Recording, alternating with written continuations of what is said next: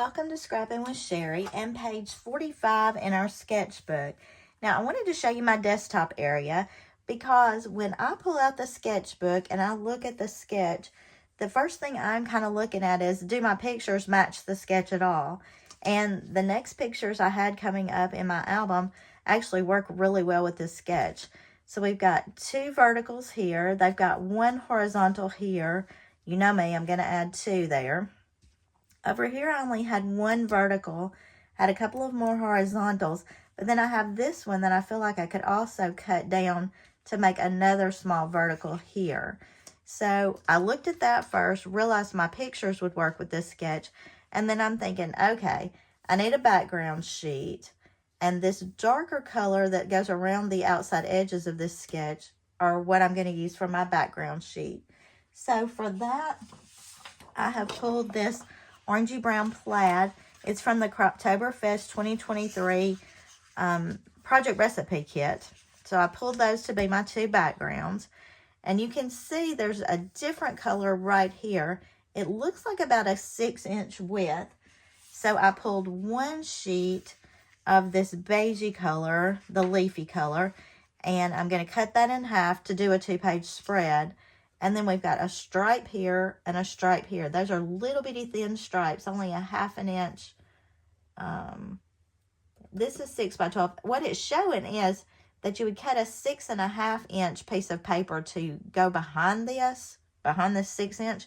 I'm not going to do that. I'm just going to cut two little stripes because I actually have some strips of this left over, and that's going to tie all my colors together. Now for this border, they've done a heavily layered border. Looks like a sticker, a sticker, a sticker, and another sticker. But for me, I'm going to use the mountains on this. It pulls in the blues from my papers. It pulls in the blues from my skies backgrounds here. And I only need it to be a 6-inch width. So to do top and bottom on a double page, I can cut this in half and have those borders ready to go. So let's dive into our cutting and just see what we end up with. I don't think there's actually going to be a lot of cutting. This page looks really busy to me at first glance, but I don't think it's going to be that hard. So these are my two backgrounds. I'm going to leave my photos laying there so I don't end up moving them around and trying to figure them out again. And all we need to do is cut this piece at a 6-inch to start with. So I pulled out the arm on my trimmer, and I'm just going to cut this at a 6-inch. Now, I also know that I need these little 1/2-inch strips on either side of that, and I'm using this striped for that. My stripes do go horizontally, so it shows me a good cross-section of all the color there. And I'm going to need 2 stripes on each page, so I'm going to go ahead and cut 4 of those to give me all of those stripes I need. This one is probably not going to do as well. I don't know. It may work exactly. Wouldn't that be fun? Now, when I'm cutting something really thin like that, I usually set my blade down in the middle and then go top to bottom. And it worked. So we've got all 4 stripes out of that one little scrap, giving me another scrap for later. And one more thing we needed to cut. We were going to cut these mountain borders in half. So I'm lining those up on 6 as well. Now these are layered borders. They're already dimensional, which is fun because that means we don't have to use any foam squares on them. But we've got some layering, which I love. Now, some people would be bothered by the fact that the mountains in here are not blue. That doesn't bother me in the least because this blue is actually going to pull out the colors for the sky. So let's go ahead and put this page, or these 2 pages, together. Now I'm going to leave just a tiny little bit of this orangey brown here. I know these pictures may be distracting. I'm going to slide those away so you can see. I'm going to leave just a little of the orangey brown. And this is actually going to be my page over on this side, but it's sitting here, so I'm going to do it right now. I told y'all before, sometimes I start on my right-hand page, sometimes I start on my left-hand page. There is just no making sense with me. Just depends on what I pick up first, I think. I'm going to make that stripe. Go ahead and add this 6 by 12 that we cut.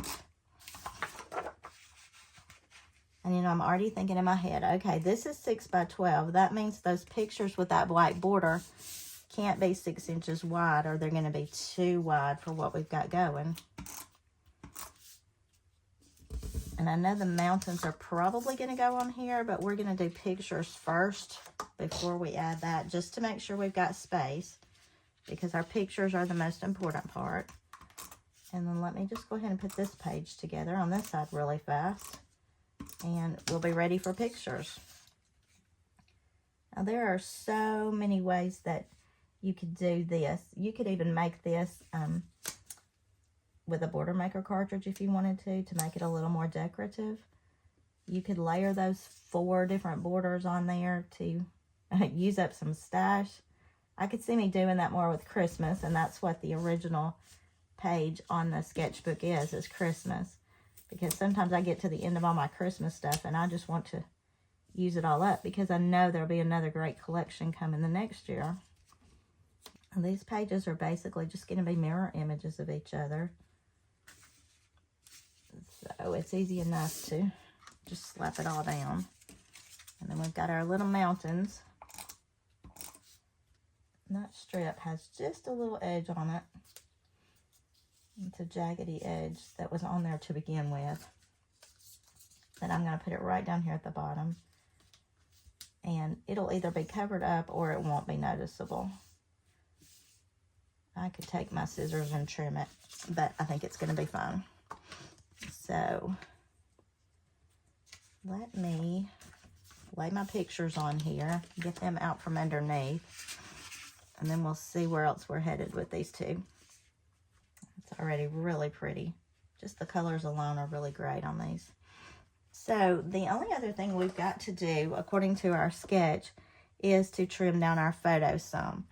And, you know, because I have the white matting on here, I'm going to have to trim a little top to bottom to get 2 to fit here, and then a little side to side to get 2 to fit here.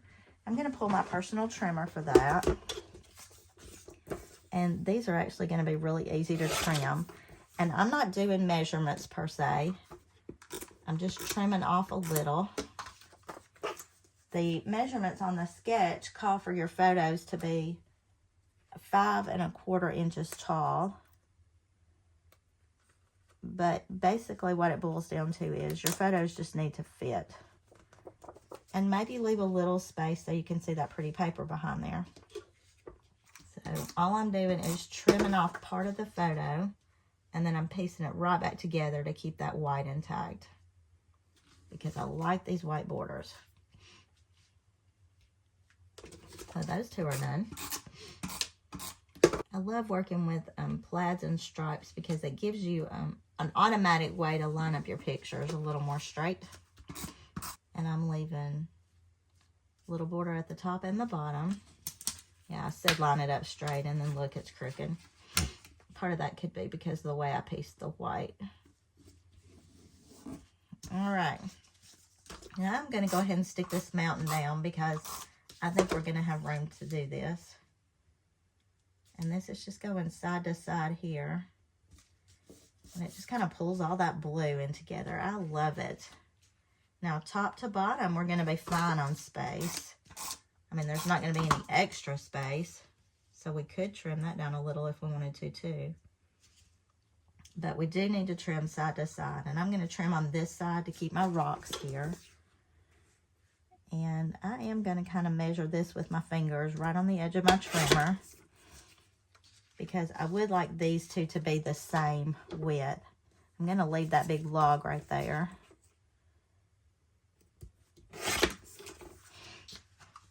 And we'll piece these two back together. You can see on this, the part that's taking the longest is just trimming my pictures down to get that white edge off. The page itself was really quick. You know, this sketchbook has been good in that it's had some really challenging layouts that took a lot longer, and it's had some really quick layouts that you could finish pages quickly. And as I get nearer the end of this vacation album, I'm thrilled when I go back and look through that I've got a variety of techniques and styles. It makes the album very visually appealing to me to see all the different layouts instead of just doing the same things over and over again. And, you know, we're trying more in 24. I've heard from you in some of the comments that several of you are trying the layouts, that you're trying something different. That's a good challenge for us. Sometimes we get stuck in a rut. Is that not a gorgeous page? So let's finish this side. And we will have knocked out 2 more pages. Trying to get it so my mountains are not going off the top of my page.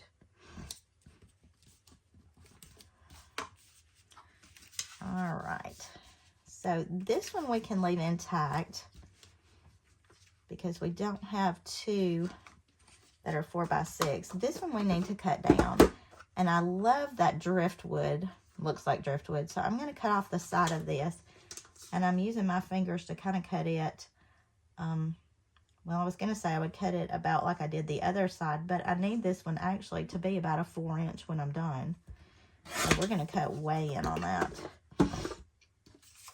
That does still leave me the floral in the foreground and the wood in the background, so I think it's okay. Sometimes you have to look at why you even took the picture, and for this one, I know it was the contrast between the flowers in the front, the deserty look in the back, and that big piece of wood.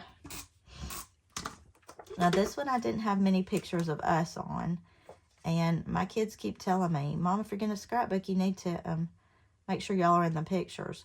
I don't think they're going to keep all my vacation albums when I'm gone. I'm okay with that. It doesn't really hurt my feelings because I do this for me. I do it because I love reliving these memories.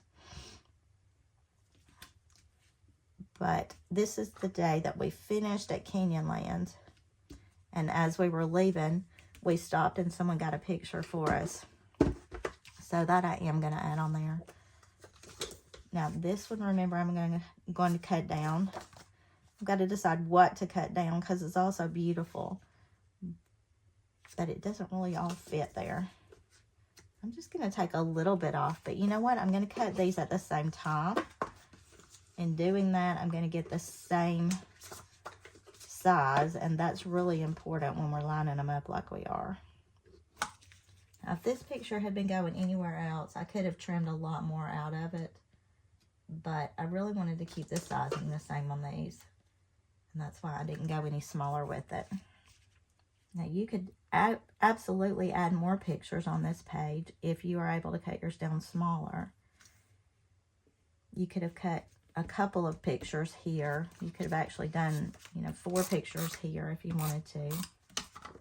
You could have cut more over here and done something, but these scenery pictures is just too hard to cut very much of them. So I'm not getting as many on a page as I would in a regular family album, but I'm pleased with the look.